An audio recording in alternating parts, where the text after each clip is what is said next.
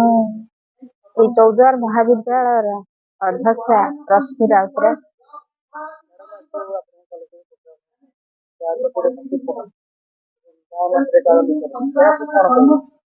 ଏହା ବିଷୟରେ କହିବି, ଏଇଟା ହଉଛି ଓଡ଼ିଆ ଭାଷା ସାହିତ୍ୟ ବା ପରିବାର ବା ଆମର ଯେତେକ ଅନର୍ସ ଅଛି, ଓଡ଼ିଆ ଅନର୍ସର ପିଲାମାନଙ୍କର ବା ଓଡ଼ିଆ ଡିପାର୍ଟମେଣ୍ଟ ତରଫରୁ ଏ ଆୟୋଜନ କରାଯାଇଛି।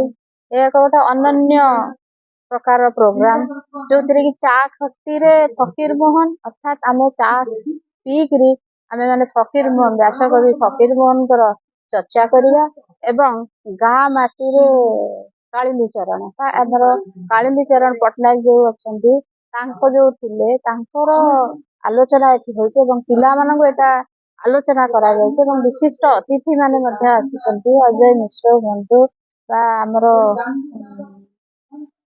ସାର୍ ଆସିଛନ୍ତି ମଳୟ ମିଶ୍ର ସାର୍ ବାଳୀ କଲେଜରୁ, ଏବଂ ଆଉ ଜଣେ ଆମର ଆସିଛନ୍ତି, ସିଏ ମଧ୍ୟ ଏବେ ବକ୍ତୃତା ଦଉଛନ୍ତି।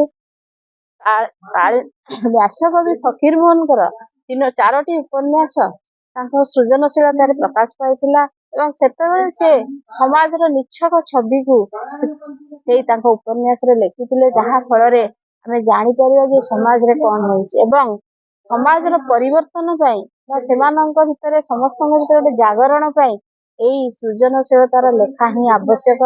ଫକୀର ମୋହନ ସେତେବେଳେ 1904 କି 12 ମସିହାରେ ସେ ଏଇ ସବୁ ଆରମ୍ଭ କରିଥିଲେ ଏବଂ ତାଙ୍କର ଏଇ 4ଟି ଉପନ୍ୟାସ ଛଡା ଅନେକ କବିତା ମଧ୍ୟ ପ୍ରକାଶ ପାଇଛି, ଯାହା ଫଳରେ ତାଙ୍କୁ ବ୍ୟାସକବି ବୋଲି ଜଣାଯାଉଛି ଏବଂ ସେ ବାଲେଶ୍ୱରରେ ତାଙ୍କର ଜନ୍ମ। ତାଙ୍କର ଏଇ ଯୋଉ 6 ମାଣ 8 ଗୁଣ୍ଠ, ମାମୁଁ, ପ୍ରାୟଶ୍ଚିତ ଓ ଲକ୍ଷ୍ମା, ଏଇ 4ଟି ଉପନ୍ୟାସ ତାଙ୍କୁ ସେ ବଡ ଲେଖକ ହିସାବରେ ପରିଚୟ କରିଦେଇଥିଲା ଏବଂ କାଳିନ୍ଦୀ ଚରଣ ପାଣିଗ୍ରାହୀଙ୍କର ମୁଁ କହିବି ସେ ଗୋଟେ ମାଟିର ମଣିଷ ବହି ଲେଖିଥିଲେ ଏବଂ ସେ ବହିରେ ସେ ଏଇ ଯୋଉ ଆମ ସମାଜର ଯୋଉ ଯୌଥ ପରିବାର ଉପରେ ତାଙ୍କର ଗୋଟେ ଲେଖା ଥିଲା ଏବଂ ତା ଉପରେ ମଧ୍ୟ ଅନେକ ଆଲୋଚନା ହେଇଛି, ଅନେକ ଅନୁବାଦ ମଧ୍ୟ ହେଇସାରିଛି ଅନେକ ଭାଷାରେ ଏବଂ ଆ ଉପରେ ମଧ୍ୟ ଚଳଚ୍ଚିତ୍ର ହେଇସାରିଛି। ମୋର ଏତିକି କହିବା କଥା ଏବଂ ଯାହା ହଉ ଆମର ଏଚଓଡି ପ୍ରଫୁଲ୍ଲ ସାର୍ ସିଏ ମଧ୍ୟ ଗୋଟେ ସୃଜନଶୀଳତାରେ ତାଙ୍କର ଲେଖା ଅନନ୍ୟ ଏବଂ ତାଙ୍କର ପ୍ରୋଗ୍ରାମ ମଧ୍ୟ ସେ ଗୋଟେ ନିଆରା ଢଙ୍ଗରେ କରନ୍ତି। ଆଉ ସେଥିପାଇଁ ଭାରି ଖୁସି ଲାଗୁଛି। ସେ ପ୍ରାକୃତିକ ପରିବେଶରେ ବସି ଆମେ ଗୋଟେ ଆଲୋଚନା କରୁଛୁ, ସାହିତ୍ୟ ଆଲୋଚନା। ସେଥିପାଇଁ ଚୌଦ୍ୱାର କଲେଜ ମଧ୍ୟ ଓଡ଼ିଆ ଡିପାର୍ଟମେଣ୍ଟକୁ ମୁଁ ଡକ୍ଟର ପ୍ରଫୁଲ୍ଲ କୁମାର ସାହୁ, ଓଡ଼ିଆ ଭାଷା ସାହିତ୍ୟ ବିଭାଗ ଚୌଦ୍ୱାର କଲେଜର ଅଧ୍ୟାପକ ଅଛି।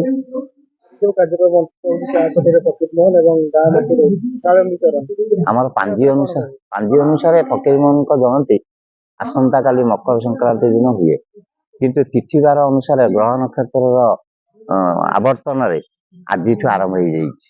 ତେଣୁ ଫକୀର ମୋହନଙ୍କ ଜୟନ୍ତୀ ପାଳନ କରିବା ପାଇଁ ଆମେ ଏହାର ପ୍ରସ୍ତୁତ କରିଛୁ। ପିଲାମାନେ ଜାଣନ୍ତୁ ଫକୀର ମୋହନ ସେନାପତି କିଏ, ସେମାନଙ୍କ ଜୀବନରେ ଫକୀର ମୋହନ ସେନାପତିଙ୍କର ଭୂମିକା କଣ, ଓଡ଼ିଆ ସାହିତ୍ୟ ବଞ୍ଚିବା, ପାଠ ପଢିବା, ଗପ ଉପନ୍ୟାସ ଏସବୁ ଲେଖା ଲେଖି କରିବାରେ ସେ ଜଣେ ଧୁରନ୍ଧର ମଣିଷ। ଏଇଆ ହଉଛି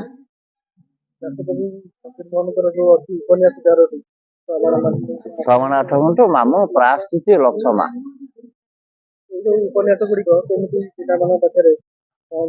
ସେଥିପାଇଁ ଲାଇବ୍ରେରୀ ଆମେ ରଖିଛୁ ଏବଂ ତାଙ୍କ ପାଇଁ ପଢାପଢି ପାଇଁ ୟୁଟ୍ୟୁବରେ ଗଭର୍ଣ୍ଣମେଣ୍ଟ ଛାଡିଛି, ସରକାର ଛାଡିଛନ୍ତି, ଗୁଗୁଲ ମାରିଲେ ବାହାରିବ ୱେବସାଇଟରେ ଏବଂ ତାକୁ ପଢିଲେ ଜୀବନ ଜିଣିବାର ଯୋଉ ରାସ୍ତା ସେ ସମ୍ପୂର୍ଣ୍ଣ ରୂପେ ଜାଣିପାରିବେ।